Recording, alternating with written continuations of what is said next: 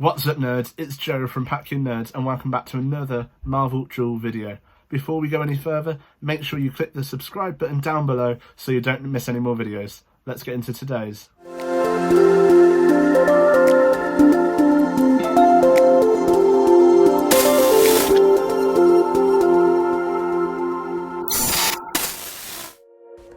In today's video, we're looking at the HELA and Malekith combo, which has been destroying decks from black gold and above. A big shout out to Horrible Chopsticks, who showed us this technique. We've adapted it a little bit to suit the cards that I had and the decks that we were facing. So let's have a little look at the decks that are involved in this.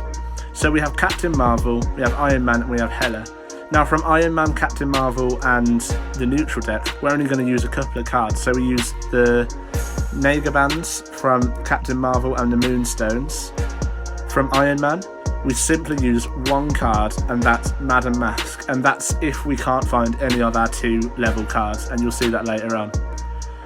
As for HELA, we use pretty much almost every single card apart from the 6 cost cards, as we don't really need to use those as soon as we've got the combo that we're looking for.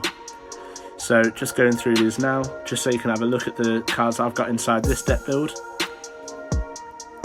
And as I said, for these 6 cost cards, we don't really use them.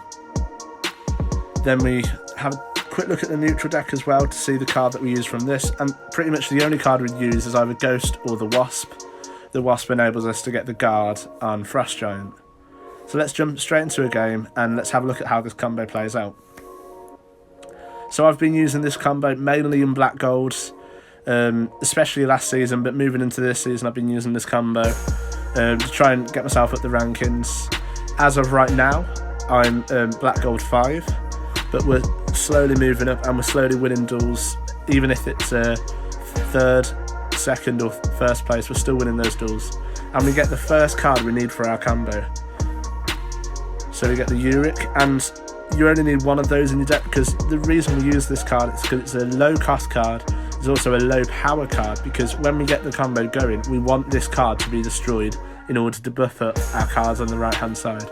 And you'll see that a bit more later on. In the first few turns, you're looking for a very set number of cards. You don't really want to be winging it by grabbing any and all cards. You want to be looking for 2 set cards from the 2 level range. So we've got Frost Giant and we've got Uric. Now that we've got these cards, we upgrade the shop to level 3 as we're looking for the Frost Beast, the Naga Bands and the Wasp. Now the Wasp and the Naga Bands aren't absolutely essential. They really do help with the combo because it adds guard to both Frost Beast and Frost Giant, but it's not essential for the combo as it can technically work without it. But you really do want to be looking for those cards even in the first few refreshes. However, in the level 3 shop, the main one you're looking for is Frost Beast. You'll see that we very much lose these early rounds. It's not a rare thing to lose these first few rounds. You're probably going to be on really low health by the time you get the combo going. But that's okay because this deck works around this combo solely and not really anything else. And you might have seen at the start of each turn I've done, I've kept a couple of gems behind when I've only had enough to refresh the shop. That's so that we can have more and a fresh refresh for the next turn so that we can maximise our use of these gems. Now I did a little refresh there even though we didn't have enough to buy a character the next time we refresh. However, we've got that Frost Beast there and we're going to lock that in ready for next turn. And in the meantime we'll put the Destroyer out so that he can give us a bit of an advantage against lower power fields, even though it's not a necessity to win these early turns.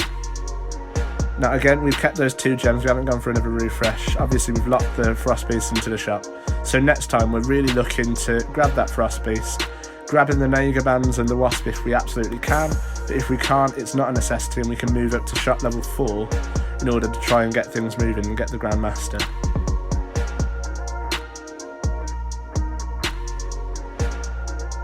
Yeah, so again we lose that turn, but that's okay because we're very close to getting the combo into play. And as soon as it is in play, you're almost assuming to get the top 3 spots at the very least.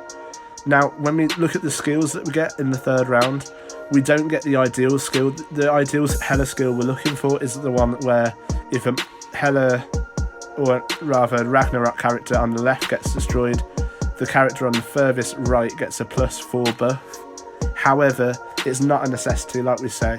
The only real necessity is that we can get the 6 cards in the combo out on the field.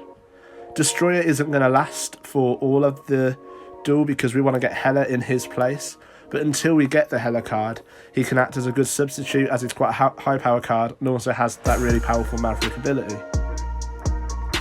So even though we don't have the Naga bands in the Wasp yet, we've managed to lock in our field because we've seen the Grandmaster when we've upgraded to level 4 in the shop, and the Grandmaster is pretty much the penultimate part of the combo that we need, along with Malekith in a second.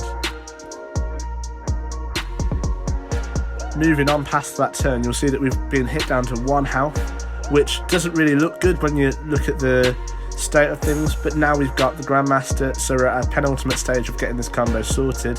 So what we're going to do, we're going to upgrade the shop to level 5, ready for next round, in the hope that we can survive long enough to get the Malekith. But just as an insurance policy really, we grab the Abomination charge and stick that onto the Destroyer, so we have a bit more power going into the next battle, so that hopefully we'll be able to beat the opponent and get to the level 5 shop where we'll get Malekith. Now if I noticed this earlier, I would have probably not done the Abomination charge because we can see that we're facing a KO'd opponent already, which means they're not likely to have the best field out. But just in case, you never know how strong their field was when they got eliminated. They could have eliminated themselves using Ghost. You never really know, so you just want to be safe and make sure that you're prepared to get through to the next turn. Now, after winning that battle fairly comfortably, we're ready to move on to the level 5 shop where hopefully we'll be able to find the Malekith pretty quickly. So we see that we've got the Wasp there, so we are going to grab that in order to give guard to Frost Giant, and we also grab a HELA there, which is really important, but we're actually going to use Wasp first, stick the guard onto Frost Giant, and then get rid of the Wasp and put HELA out on the field. We haven't quite got Malekith yet, but we'll carry on searching until we can get him, and we'll keep searching actually, ready to lock in a good card for the next round, because at this point you get a bunch of gems each time. So it's less necessary to save up gems in order to get what you need. And after winning that last battle fairly comfortably, we're back onto the preparation phase where we'll grab that HELA and Starburst her to level 2 and carry on our search for Malekith. Now it will have occasions where it will take a while to find Malekith. We're quite fortunate to get him in our about 3rd refresh there. But as soon as we've got Malekith, the field you're looking at now is pretty much, with the Naga bands added onto the Frost Beast, the completed combo. Now you can argue that it's not really complete until you've upgraded Malekith to Starburst 4, until you've upgraded HELA to her highest, but this is the basics of the combo. So what will happen is your opponents will attack the Frost Beast, Frost Giant and Uric first. Uric will attack first obviously because it's an attack character with low power, and the Frost Beast and Frost Giant both have guard on. And when those characters die, because they're Ragnarok characters, the Grandmaster will make a duplicate of Malekith on the right hand side, and you'll end up with 3 duplicates of Malekith.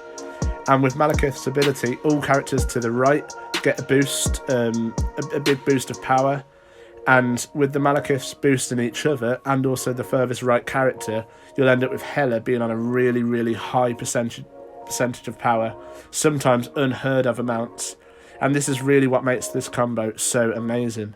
So you'll see this come into full fruition here, as HELA's already on 86 with low powered Malekiths, and I think something went wrong because we didn't get the 4th Malekith, but that's okay, because HELA's already powered up too much to be defeated, and she'll easily win us this round.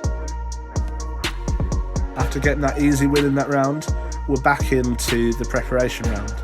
From this point on, this is really where we're looking to Starburst Malekith, HELA, and Grandmaster if you have another Grandmaster card. I didn't at this time, so he's still Starburst level 1, he'll stay there.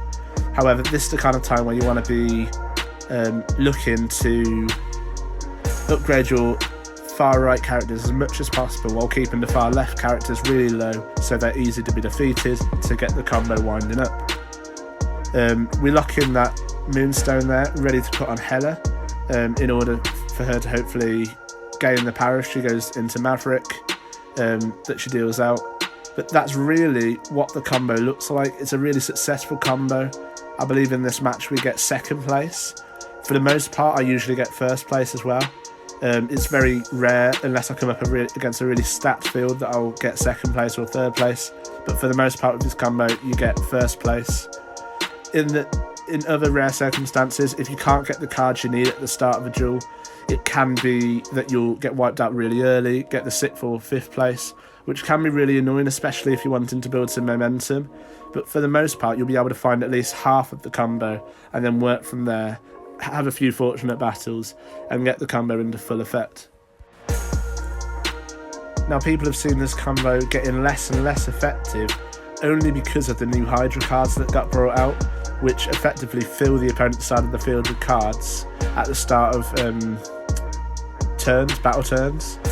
And although that can be quite annoying, there is a way to counter this.